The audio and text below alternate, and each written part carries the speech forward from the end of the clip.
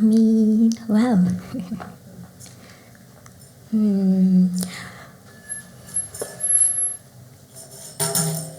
Selamat hari Minggu.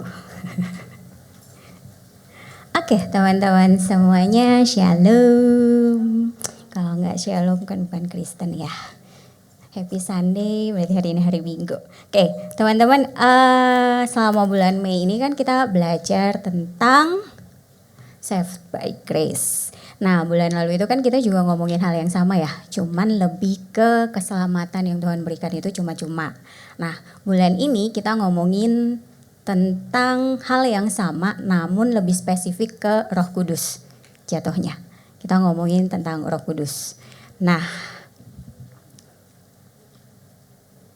minggu yang pertama, teman-teman ngikutin kan ya, minggu pertama, kedua, ketiga, sampai yang terakhir keempat. Minggu pertama itu kita mengenal, kita aware sama Roh Kudus. Nah ini nih teman-teman, kita tuh sering kali kita mengerti tentang Allah seperti apa, kita mengerti tentang Tuhan Yesus Kristus gitu, tapi kita sepertinya kita kurang aware sama yang namanya Roh Kudus. Kayak kita kurang aware dengan Roh Kudus gitu kan. Kita lebih ke oh iya kita tahu nih Tuhan Yesus Kristus gitu kan. Kita tahu nih Allah Bapa, tapi untuk Roh Kudus itu kita kayak kurang aware untuk perihal Roh Kudus. Padahal sebenarnya dia dekat. Sangat dekat malah gitu. Nah, minggu pertama kan udah dikasih tahu ya kalau Roh Kudus itu tinggal di dalam kita. Roh Kudus. Lalu minggu kedua itu ngomongin tentang Roh Kudus yang sebagai penolong, dia juga penghibur gitu kan. Di situ teman-teman juga pahami hal itu. Di minggu yang sekarang kita bahas tentang saya selalu pusing kalau ada bahasa Inggrisnya. Oke, seal of God's of ownership, meterai kepemilikan Tuhan. Bener kan ya? Ya, lulus. Nah, sebenarnya kan ini bukan tema yang teman-teman gak mengerti. Tema yang sebenarnya teman-teman udah sering banget dengerin gitu kan. Kayak oh iya kita tuh meterai kepemilikan Tuhan. Gitu. Teman-teman udah tahu gitu. Malah teman-teman pasti udah sering dengar yang kayak Roh Kudus itu dimeteraikan gitu. Kita dimeteraikan oleh Roh Kudus. Itu kita sering banget. Kalau kamu Kristen dari kecil harusnya sih sudah pernah dengar sedikit-sedikit seliweran kayak begitu tuh udah pasti dengar gitu. Nah sekarang kita mau bahas soal ini, meterai kepemilikan Tuhan. Kita sering kali lupa, sering kali kita nggak notice bahwa Roh Kudus itu ada di dalam kita dan fungsinya Roh Kudus berperan besar, berperannya sebagai meterai kepemilikan Tuhan. Nah kita coba diklik lagi, aku punya contoh nih teman-teman, meterai. Atau biasa disebutnya segel kalau dulu ya. Zaman dulu banget, Mesir kuno banget nih gitu. Ini meterai itu gambarnya seperti yang teman-teman lihat. Ada yang warna merah, terus ada juga yang ini, kalau yang warna putih itu terbaru lah kayaknya. Yang sekarang-sekarang ini masih sering dipakai tapi untuk dipakainya untuk segel legalitas, dilegalisis itu. Kalau yang atas itu biasanya memang ini dipakai zaman dulu banget. Jadi dia seperti itu. Nah kalau teman-teman sering nonton drama kolosal atau enggak drakor deh, drama Korea yang ada kerajaan-kerajaannya. Nah itu kan biasa dia suka ada rajanya suka ada cincin yang kayak gini nih dia bentuknya. Buat sebagai segel juga. Buat sebagai materai juga gitu. Nah segel atau materai ini zaman dulu dia itu unik bentuknya, nggak sama dan pemiliknya itu bukan orang-orang biasa, hanya orang-orang tertentu yang punya. Contoh raja atau keluarga bangsawan. Dan setiap segel, setiap meterainya itu unik bentuknya. Jadi nggak sama nih. Nggak ada yang sama meterainya. Sepenting itu meterai. Jadi yang pemilik meterai itu bukan orang-orang yang kamu bisa dapat di mana-mana. Segampang itu buat dapat enggak. Tapi meterai itu cuman dipegang sama orang-orang tertentu. Cuman dipegang sama raja, sama keluarga bangsawan. Dan meterainya digunakan untuk mensahkan dokumen, disahin dokumennya. Atau misalnya ada, pernah nggak sih teman-teman nonton yang si raja mau ngasih surat rahasia untuk menteri perang di sebelah sana. Biasanya kan itu supaya si menteri perangnya tahu kalau oh ini surat dari raja nih. Oh ini suratnya benar-benar dari raja, itu harus ada stempelnya, harus ada segel dari rajanya. Dan tidak sembarang orang yang punya, tidak sembarang orang juga yang boleh buka. Sudah jelas ditujukannya ke siapa. Jadi kalau misalnya dari raja dia tujukan untuk menteri perang, harus dimanapun menteri perangnya ada. Misalkan menteri perangnya mungkin lagi di tengah-tengah peperangan nih, ya yang bawa harus tetap hanya dia saja yang boleh buka, nggak boleh yang lain. Dan waktu dapat suratnya, si menteri perangnya pun juga tahu kalau oh ini benar dari raja, karena ada meterainya, ada segelnya, yang biasanya unik bentuknya. Seperti itu, sampai sini teman-teman nangkep ya, sepenting apa orang yang punya. Sepenting apa meterai itu di tangan orang yang punya. Dan sepenting apa meterai itu, fungsinya seperti apa. Sampai sini teman-teman nangkep ya. Jadi kira-kira kayak gitulah gambarannya meterai itu seperti apa. Nah, karena dia segelnya unik, jadi itu fungsinya untuk menandai satu dokumen atau satu barang. Pokoknya dia harus ditandain, ini berarti punya gua, ini berarti punya gua. Itu fungsinya seperti itu. Nah, kita mau bahas soal meterainya. Meterai itu sebagai apa sih? Meterai itu pertama fungsinya adalah sebagai tanda keaslian dan kepemilikan.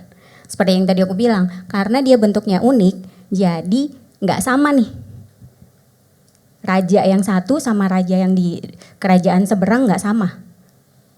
Dan kita tahu kalau misalnya nih dia gambarnya ini berarti udah pasti ini tuh dari si kerajaan ini. Udah pasti nih, ini udah pasti asli, ini udah pasti milik raja ini. Nggak ada komplain sama sekali.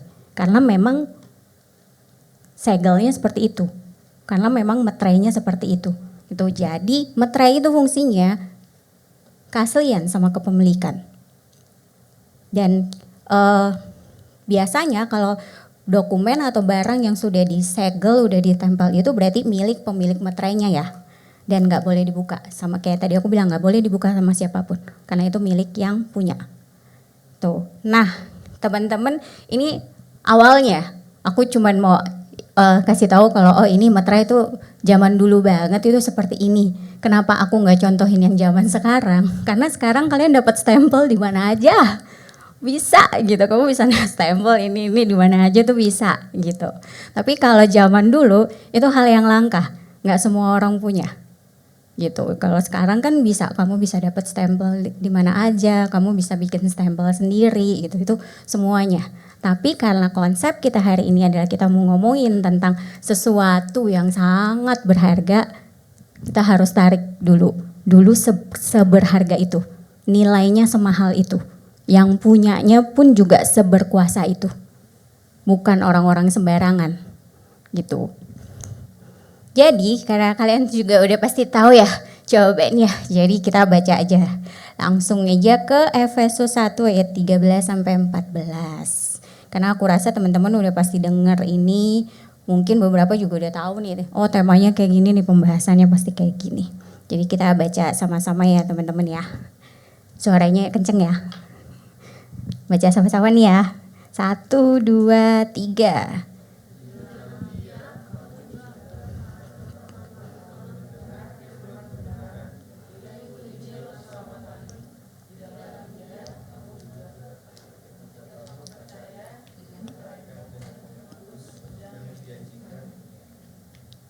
Ayat 14-nya.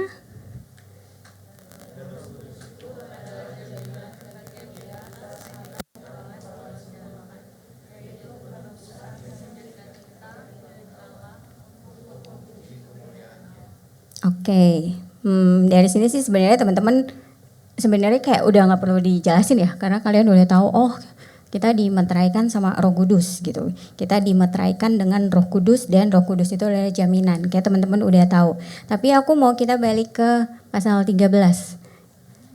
Nah, nih kalian datang ke gereja karena kalian Kristen semua. Iya kan?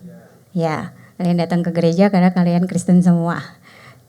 Yang aku mau bahas adalah teman-teman baca di dalam Dia. Selalu tuh di dalam Dia kamu juga karena kamu telah mendengarkan firman kebenaran yaitu Injil keselamatanmu. Di dalam Dia, kita orang Kristen udah pasti kita di dalam Dia. Logikanya seperti itu. Kita orang Kristen, kita udah pasti kita di dalam Dia, kita mendengar firman kebenaran, entah itu seminggu sekali atau entah itu di YouTube atau kita lihat di Reels atau di manapun. Kita mendengar firman kebenaran. Lalu yang kedua juga di dalam Dia, tetap ada di dalam Dia, kamu juga. Di dalam Dia kamu juga ketika kamu percaya.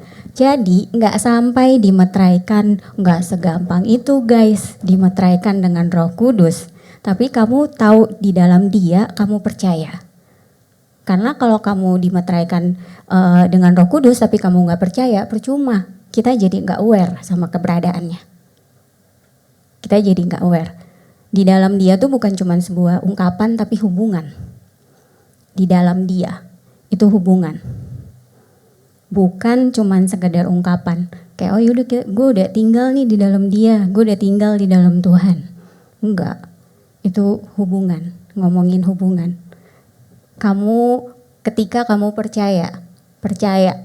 Percaya itu bukan sekedar ungkapan, kata-kata semangat, bukan. Percaya itu tindakan. Yakin penuh sama Tuhan. Tindakannya, kamu percaya, kamu yakin penuh sama Tuhan. Jadi bukan cuma soal dimeteraikan dengan Roh Kudus, tapi kamu harus di dalam Dia. Kamu harus di dalam Dia, punya hubungan sama Tuhan. Lalu kamu percaya. Dan kamu akan dimeteraikan dengan Roh Kudus. Karena meterainya, fungsinya itu keren banget teman-teman. Fungsinya dimeteraikan Roh Kudus itu keren banget. Jadi kalau kamu nggak tinggal di dalam Dia, kamu nggak akan aware keberadaan Roh Kudus. Kamu nggak percaya, kamu nggak akan aware keberadaan Roh Kudus. Nggak akan aware. Sampai sini teman-teman nangkep nggak? Nih, kita tarik mundur ya. Mungkin kalau ngomongin Roh Kudus itu mungkin hal yang teman-teman nggak ini, tapi ini adalah pengertian aku. Aku nggak bilang secara menyeluruh ini seperti ini gitu, tapi ini adalah konsep yang buat aku mengerti gitu. Kita tahu nih ya penciptaan, Tuhan menciptakan manusia, kita tahu nih oh ini Allah nih. Karena kalau konsep Tritunggal itu hal yang sulit sekali untuk dipahami. Tapi kalau kamu pelan-pelan mengerti, kamu pasti bisa gitu. Karena Roh Kudus pasti akan kasih kamu hikmat untuk mengerti. Tuh. Tapi ini kita mundur nih. Penciptaan, Tuhan menciptakan, terus ada manusia jatuh ke dalam dosa, jarak hubungannya sama Tuhan jadi jauh. Jadi hubungannya jadi retak, hubungannya jadi hilang. Lalu karena Allah mengasihi kita, jadi Dia memberikan anaknya yang tunggal, dan Tuhan Yesus itu sama-sama, Dia jadi manusia sama-sama. Dia sama nih bareng-bareng. Jadi Roh Kudusnya itu masih di Tuhannya, masih di Tuhan Yesus. Karena memang mereka pribadi, bukan beda, bukan orang yang beda-beda, tapi satu pribadi gitu. Nah, setelah kan ini kita ngomongin keselamatan nih ya. Kita ngomongin keselamatan, jadi Tuhan Yesus mati di kayu salib, terus Dia bangkit, terus Dia naik ke surga. Dan Dia kasih yang namanya penolong. Kenapa? Karena Dia tahu keselamatan harus dikerjakan. Kalau masih ada Yesus di dunia, Dia akan ngedampingin kita sama kayak murid-murid. Dia akan ngajarin kita sama kayak Dia ngajarin, melayani, Dia ngajarin di sana, Dia bikin mujizat di sana, Dia menyembuhkan, Dia datang seperti itu. Tapi karena Dia sudah naik ke surga, Dia kasih kita penolong karena dia tahu jadi manusia itu sesulit itu. Dia punya perasaan, dia tahu, dia mengalami. Makanya ketika teman-teman kayak gue kecewa lah, coba kita lihat Tuhan. Waktu dia jadi manusia, dia juga kecewa, sama. Karena dia tahu rasanya jadi manusia seperti apa, dia minta sama Bapa untuk kasih penolong. Dan dia nggak bilang kalau penolongnya itu akan jalan ngedampingin, enggak. Dalam kita, langsung di dalam. Penolong yang sama, yang mengikuti pelayanannya, yang ada di dalam dirinya dia, itu dia kasih ke kita waktu dia naik ke surga. Sampai sini nangkep ya. Jadi kalau kamu bilang kayak, aduh Kak kayaknya gue susah banget nih gitu, kerjakan keselamatan gue. Lah yang suruh berusaha ekstra siapa? Tuhan yang ngasih kamu penolong. Kitanya yang gak aware. Seberfungsi itu. Ya itu nanti kita bahas di poin-poinnya ya. Next coba. Dimeteraikan itu disegel secara rohani. Jadi kayak kita disegel tak gitu. Ini punyanya Tuhan nih, kepemilikannya Tuhan gitu. Terus Roh Kudusnya itu meterai itu sendiri. Jadi kita dimeterainya bukan dengan stempel atau bukan dengan segel seperti tadi yang kalau sudah dibuka ya udah selesai, bisa rusak, bisa buang. Atau mungkin stempel kalau kita masuk ke Dufan atau masuk ke arena permainan itu kan suka ada stempel yang kalau kita pulang mandi cuci hilang. Ini enggak. Stempelnya meterai itu sendiri adalah Roh Kudus. Beda banget. Sampai sini paham ya? Beda banget. Lalu di ayat 14-nya kan bilang dan Roh Kudus itu adalah jaminan. Jadi dia enggak cuman meterai Roh Kudus itu enggak cuman tentang kita disegel secara rohani dan segelnya itu adalah meterainya itu adalah Roh Kudus, tapi juga jaminan. Jaminan itu ngomongin suatu bentuk perlindungan untuk apa yang sudah dijanjikan. Yang Tuhan janjikan tuh apa? Di ayat 14 dan Roh Kudus itu adalah jaminan bagian kita sampai memperoleh seluruhnya, yaitu penebusan yang menjadikan kita milik Allah untuk memuji kemuliaannya. Jadi kita dijamin. Jaminan keselamatan kita itu jaminan salah satunya adalah jaminan keselamatan. Jaminan keselamatan dari Tuhan. Itu jaminannya. Ada juga janji-janji Tuhan yang lain. Banyak sebenarnya janji Tuhan yang lain tapi dia menjamin untuk keselamatan kita. Roh Kudus menjamin untuk keselamatan kita. Dia menjamin keamanan kita juga. Tuh, jadi ketika kita dimeteraikan dengan Roh Kudus, artinya Allah menandai kita secara resmi sebagai miliknya yang asli. Jadi kita langsung dimeterai nih, tak. Meterainya kita disegel, tapi segelnya bukan yang bisa dihapus, tapi segelnya langsung Roh Kudus dan dia tinggal di dalam. Dia tinggal di dalam kita. Dan itu artinya berarti, oh ini kamu resmi nih. Kamu resmi menjadi milik.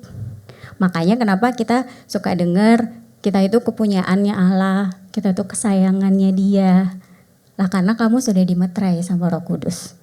Menjadi miliknya Tuhan. Fungsinya seperti itu ya. Jadi meterai kita adalah Roh Kudus dan meterai itu memiliki fungsi sebagai tanda keaslian dan kepemilikan. Fungsi yang kedua adalah identitas dan proteksi. Meterainya itu fungsinya untuk ngasih tahu identitas. Kayak oh ini punyanya raja nih. Nah berarti sama, oh ini miliknya Tuhan nih. Menjaga, proteksi, dia melindungi juga. Siapa yang berani anak raja? Siapa yang berani? Gak ada. Jadi dia kasih identitas. Dia kasih perlindungan. Gak main-main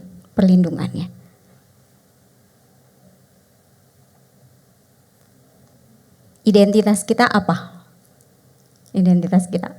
Yohanes 1 ayat 12 tuh bilang kalau tetapi semua orang yang menerimanya diberinya kuasa supaya menjadi anak-anak Allah, yaitu mereka yang percaya dalam namanya. Lagi-lagi percaya di dalam namanya. Sama tadi, di dalam Dia kamu percaya dimeteraikan. Jadi identitas kita adalah anak-anak Allah. Ngomongin identitas ya teman-teman. Ini sih pengalaman ya, tapi aku juga nggak tahu, mungkin emang sebagian besar kayak gitu kali ya. Jadi kalau aku bertemu satu kelompok atau satu komunitas atau kenalan sama orang baru gitu, kadang tuh mereka kayak, oh namanya siapa, Sofia, oh Kristen ya gitu. Mereka tuh selalu kayak gitu. Teman-teman pernah ngerasain nggak kayak gitu? Kayak ini oh Kristen ya loh gitu. Nah aku tuh sering kayak gitu. Entah mungkin karena orang timur kebanyakan Kristen semua gitu kan. Jadi mungkin seperti itu atau mungkin ada hal-hal lain gitu. Tapi teman-teman kalau misalnya maksudnya kayak sering banget kita kayak begitu gak sih? Apa aku doang gitu? Kayak nih Kristen lo ya gitu. Atau enggak kayak kalau kita jadi orang yang sabar. Atau enggak kalau kita jadi orang baik gitu kan. Kayak ih dia baik banget Kristen lo ya gitu. Kayak kadang suka begitu. Kayak lu Kristen kali lu ya, lu baik banget soalnya, gila Kristen kali ya, lu sabar banget gitu. Itu sering banget seperti itu. Nah itu salah satu identitas sebenarnya. Tanpa kita sadari, identitas kita itu jadi terpancar, keluar gitu. Jadi orang-orang kayak oh Kristen nih dia, iya lu baik banget sih, lu Kristen pasti ya. Atau enggak kadang kayak lu Kristen kali ya, jadi lu baik gitu. Nah sering kali ada orang-orang yang mungkin kita berpikirnya kayak dia lu ngapain sih ngatain gue, wah rasis lu gitu. Ini gila ini agama-agamaan nih gitu. Kadang suka begitu, tapi kalau teman-teman sadari sebenarnya pertama itu lagi ngomongin tentang identitas kita. Yang kedua ngomongin tentang proteksi, bagaimana Tuhan menjaga kita, melindungi kita. Maksudnya ketika ada orang-orang yang bilang kayak, lu baik banget, gila nih orang sabar banget, Kristen lo ya. Mungkin kalau kamu nanggepinnya negatif kayak, kok dia gitu banget sih, gila dia ngatain gue Kristen, kayak begitu. Cuman kabar baiknya itu melindungi teman-teman. Yang akhirnya ketika kamu mau buat jahat, kamu ingat bahwa kata teman kamu orang baik. Kamu ingat kok, oh iya dia bilangnya gue baik. Jadi ya udahlah mau gak mau gue harus baik nih, Kristen soalnya gue gitu. Atau enggak kayak ada orang-orang yang marah banget, kamu ketemu orang yang marah banget, rasanya gue pengen marahin nih orang gitu kan. Tapi akhirnya kamu kayak gue dicapnya sabar lagi gitu. Orang-orang bilang gue sabar lagi, padahal udah emosi nih gue nggak bisa nih gitu. Gue dibilangnya sabar lagi, gue dibilangnya kayak lu Kristen kan, orang Kristen biasanya sabar gitu. Udahlah. Ya udah gue sabar-sabarin aja gitu. Kadang suka gitu kan kayak ya udah gue sabar-sabarin aja gitu. Pada akhirnya kamu mengeluarkan buah roh. Pada akhirnya kamu menyatakan bahwa kamu itu identitas kamu adalah anak-anak Allah. Anak-anak yang punya buah roh. Sabar, kamu gak marah sama dia, kamu pengendalian diri. Tadinya kamu mau marah tapi gak jadi gitu kan. Dan itu pun juga tanpa kamu sadari adalah proteksi, melindungi kamu. Apa jadinya kalau kamu marah? Siapa tahu marahnya kamu pengendalian dirinya kurang. Marahnya bisa jadi ngamuk. Malah bisa nggak jadi berkat buat orang lain. Gitu. Jadi fungsinya Roh Kudus yang dimeteraikan di dalam kita itu seperti itu. Dia nunjukin identitas. Dia proteksi kita, jaga kita, supaya kita nggak kebablasan, gitu. Jadi kalau misalnya ada orang-orang yang kayak, wah lu Kristen lu ya gitu, ya nggak apa-apa gitu, ya boleh-boleh aja gitu, nggak masalah sebenarnya gitu. Cuman ini fun fact ya, teman-teman siapa di sini yang kalau misalnya nih ya, lagi ngumpul sama teman-teman semuanya gitu, apalagi anak-anak sekolah negeri ya kan, atau enggak universitas negeri lah gitu. Lagi ngumpul makan terus kayak bingung lagi gue mau berdoa apa enggak gitu. kayak Tuhan tahulah gue tinggal ngomong aja di dalam hati gitu kan, kayak aduh jadi gue cuma ngomong aja di dalam hati, Tuhan berkati makanan gue ya amin gitu. Atau teman-teman orang-orang yang lipat tangannya, tutup mata dan berdoa. Teman-teman pernah kayak gitu gak? Aku tuh dulu tuh kayak nggak enak lagi, teman-teman gue langsung makan gitu kan. Kalau mereka berdoa ya gue juga lah pasti berdoa. Tapi ini langsung makan lagi gitu. Dan akhirnya cuman berem bentar terus melek udah. Kayak udah yang penting gue udah berdoa di dalam hati gitu. Tapi ada satu kejadian ketika aku ngumpul sama teman-teman aku yang beda-beda nih agamanya. Nah ada temen aku yang orang Katolik, dia begini, aku yang kayak aduh malu gue gitu. Kesannya kayak dia aja, it's okay gitu melakukan itu gitu kan. Tapi kok gue kayak malu banget cuman buat lipat tangan doang gitu. Itu dari sisi aku. Tapi aku juga denger ceritanya Kia, aku denger. Dan dia bilang kayak dia juga sama nih pas makan siang gitu kan. Terus ada teman-temannya, terus dia berdoa nih. Dia berdoa dan akhirnya temennya yang tidak seiman langsung bilang, oh iya gue lupa di agama gue juga ada loh doa makan. Siapa yang tahu? Sebenarnya kan bisa kayak gitu. Tergantung bagaimana cara kita melihatnya. Kita bisa nunjukin identitas kita juga boleh gitu. Dan Roh Kudus membantu kita untuk kita lebih mengeluarkan identitas kita. Tapi bukan berarti kayak gue Kristen nih, enggak. Tunjukin buah rohnya. Gitu. Dan Roh Kudus pun juga menjaga kita. Dia proteksi kita. Dia melindungi kita. Kayak gitu. Sampai sini ngerti ya? Se-powerful itu sebenarnya. Tuh jadi dimeteraikan Roh Kudus artinya Allah melindungi kita dari klaim iblis. Ini juga bisa ngomongin tentang kalau teman-teman jatuh dalam dosa nih, ya kan? Kayak lu gak berharga, lu salah banget, lu ini banget, lu harusnya begini, lu gak layak nih, lu gak boleh begini. Nah itu, klaim-klaim seperti itu, lu gak berharga, itu juga enggak. Identitas kita jelas sebagai anak-anak Allah. Jadi identitasnya jelas sebagai anak-anak Allah, kita diproteksi, kita dijaga, kita dilindungi dari klaim iblis. Supaya kita tahu bahwa oh oke, posisi gue anak Allah. Gitu. Namun bukan cuma itu aja teman-teman. Yang selanjutnya, materai sebagai panggilan untuk hidup bertanggung jawab. Jangan mentang-mentang kayak oh ya gue anak Allah. Jadi kita gak bertanggung jawab sama hidup kita. Gak bisa kayak begitu. Ya, coba lagi kita baca di ayat 14-nya. Dan Roh Kudus itu adalah jaminan bagian kita sampai kita memperoleh seluruhnya. Yaitu penebusan yang menjadikan kita milik Allah untuk memuji kemuliaannya. Jaminan yang diberikan itu jaminan apa? Jaminan keselamatan yang kekal.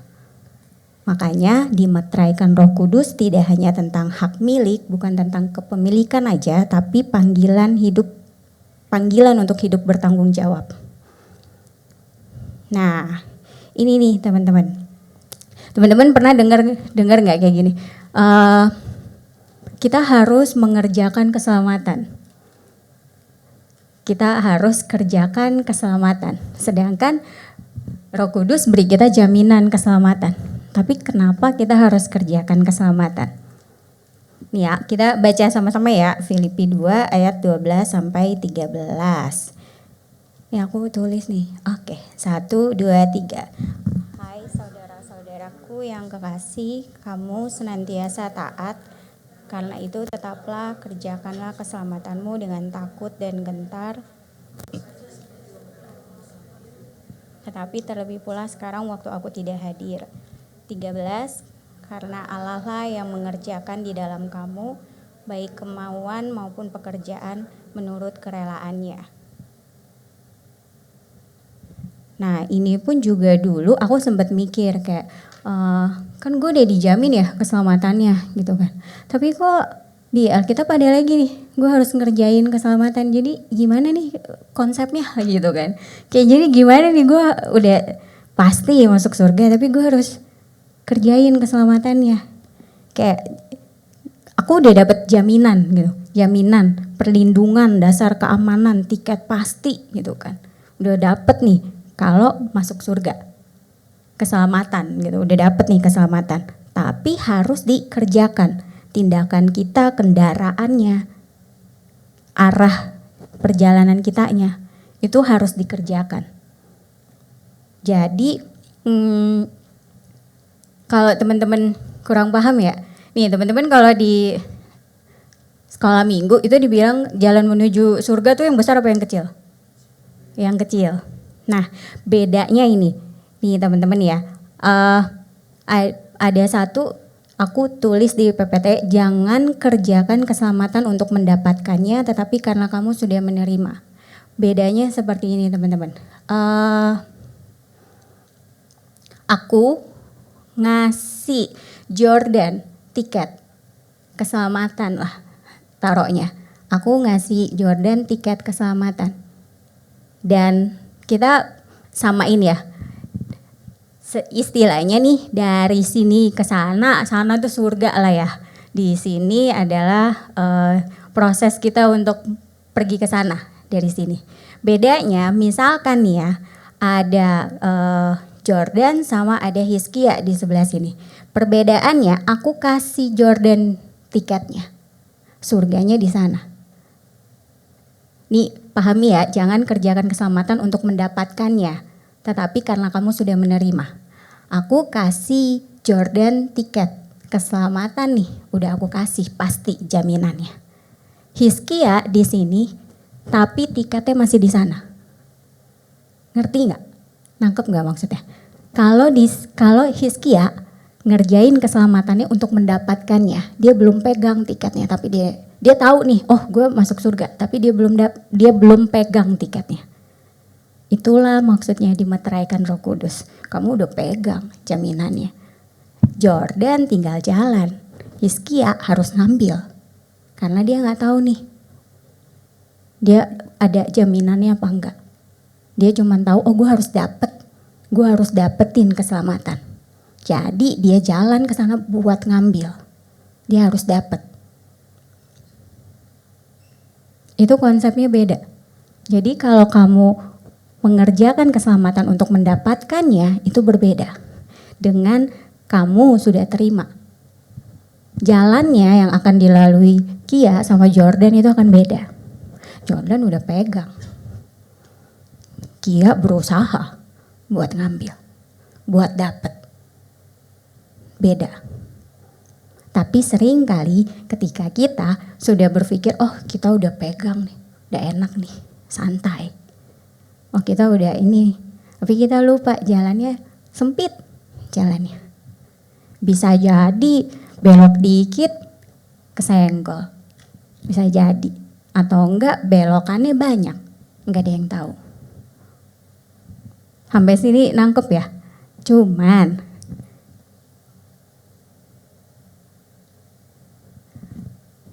kalau kamu baca ayat yang ke-13 ya, itu dibilangnya karena Allah lah yang mengerjakan di dalam kamu, baik kemauan maupun pekerjaan menurut kerelaannya. Jadi kerjakan keselamatan itu bukan tentang kamu usaha sendiri. Tapi itu tentang Allah yang mengerjakannya di dalam kamu. Gimana caranya Allah mengerjakan di dalam kita? Kamu tahu Roh Kudus Tuhan taruh di mana? Di dalam kamu. Itu caranya. Caranya sesimpel itu. Jadi walaupun Jordan udah dapet tiketnya, jaminannya, tapi dia harus melakukan itu. Bukan dia yang pimpin tapi Roh Kudus yang ada di dalamnya dia. Makanya kenapa kita selalu dengar kita tuh Kristen, kita harus menjadi serupa dengan Kristus. Menjadi serupa adalah proses kamu dari sini dapat tiketnya untuk masuk ke surga. Prosesnya menjadi seperti Kristus. Itu proses. Makanya kenapa jalan ke surga itu sempit, bukan besar. Prosesnya banyak, jalannya banyak. Cuman yang kerennya dimeteraikan Roh Kudus, kita dimeteraikan Roh Kudus, kerennya adalah Tuhan udah kasih kita penolong, dia meteraikan itu, kita dapat tiket pasti, kita pun dituntun sama dia untuk sampai ke sana. Itulah konsep kenapa Yesus naik ke surga, dia turunin penolong. Penolongnya bukan jalan berdampingan, tapi di dalam. Cuman sering kali kita nggak aware sama itu. Dia ada di dalam kita. Artinya pas kamu jalan, dia juga ada. Dia jalan. Itu. Dia yang bikin iblis jadi tahu kalau wah anak Allah nih dia. Wah ada stempel nih, udah dimeterai, udah ada segelnya, milik Tuhan. Udah ada stempelnya. Dan dia juga yang mau kita kerjakan keselamatan. Makanya segelnya, materai bicara tentang panggilan untuk bertanggung jawab. Kamu harus tanggung jawab dengan segelnya. Kamu harus tanggung jawab dengan jaminannya. Kamu udah dikasih cuma-cuma, gak cuman itu. Untuk sampai ke sana dia kasih penolong. Yang artinya Tuhan mau kamu masuk ke surga. Itu jaminannya pasti. Cuman masalahnya kamu harus jalannya bareng. Gitu. Tuhan kasih penolongnya tuh langsung sepaket. Berarti kalau mau disimpulkan pada akhirnya dia gak mau hubungan kita sama Tuhan, gak mau hubungan dia sama kita itu hancur. Enggak. Dia mau hubungan kita tetap. Anak sama Bapa tetap. Dia mau kita sama-sama masuk ke surga tetap. Cuman bedanya kita harus mengerjakan keselamatan itu. Karena untuk sampai ke surga kita harus berusaha menjadi serupa dengan Kristus. Bukan sama, serupa dengan Kristus. Nah itu prosesnya, jalan yang sempit. Tapi lagi-lagi dia gak ngasih kita sendiri. Makanya kalau misalnya teman-teman kayak ngerasa, duh gue gak bisa nih, gue udah berkali-kali berusaha untuk tobat Kak. Gue udah berkali-kali berusaha untuk sabar gitu, tapi gue gak bisa. Oh, dipakai gak meterainya? Kamu aware gak ada Roh Kudusnya? Itu makanya kenapa ada yang namanya buah roh, kasih, sukacita, damai sejahtera gitu. Makanya ada yang namanya perlengkapan rohani Allah gitu kan. Kasut ini kenapa? Kayak gitu. Itu semua jadi kayak sebenarnya kita itu paket komplit yang memang Tuhan sediakan. Kayak kita tuh didesainnya, oke aku pas nyiapin ini ya, aku kayak sekeren itu ternyata ya gitu. Selama ini aku cuma tahu kayak Roh Kudus itu ya tinggal di dalam kita. Terus kayak kalau gue tiba-tiba kayak ada suara di hati yang ngomong jangan ke situ gitu. Oh yaudah gitu. Sesimpel itu aku pikir gitu kan. Sesimpel itu ternyata enggak. Tuh dimeteraikan konsepnya jauh banget gitu. Jadi nextnya kerjakan keselamatanmu bukan karena takut kehilangan. Karena kita udah dimeterai jadi gak mungkin hilang. Tapi karena kamu menghargai nilainya. Ketika kamu tahu udah dimeterai sama Roh Kudus nilainya sekeren itu, kamu hargai nilainya. Itu yang buat kita mengerjakan keselamatannya tuh jadi lebih bernilai sih menurut aku. Gitu ya. Jadi jaminan memberi kepastian, Roh Kudus memberi kepastian, tanggung jawab memberi bukti. Makanya kenapa kita harus bertanggung jawab juga dengan keselamatan yang Tuhan udah berikan. Oke, dah kelar. Jadi terakhir ada seal of God. Itu berarti setiap orang percaya resmi menjadi milik Allah, dilindungi dan dijamin keselamatannya, serta dipanggil untuk hidup sesuai identitas sebagai anak-anak Allah. Materai Roh Kudus menjadikan kita aman berharga dan bertanggung jawab di hadapan Tuhan di tengah dunia ini. Gitu ya teman-teman ya. Jadi udah ngerti ya Roh Kudus seperti apa ya teman-teman. Kamu dimeterai oleh Roh Kudus itu sewow dan sekeren itu ternyata. Tuh. Oke. Jadi sekian. Jadi udah itu selesai teman-teman dengan semua ini ya. Dan mari kita berdoa bersama-sama. Terus hari Kamis kan kalian kenaikan ya, kita ngerayain kenaikan Tuhan Yesus. Terus habis itu ada 10 hari pencurahan Roh Kudus. Nah, dinikmati ya semua momen-momen itu ya.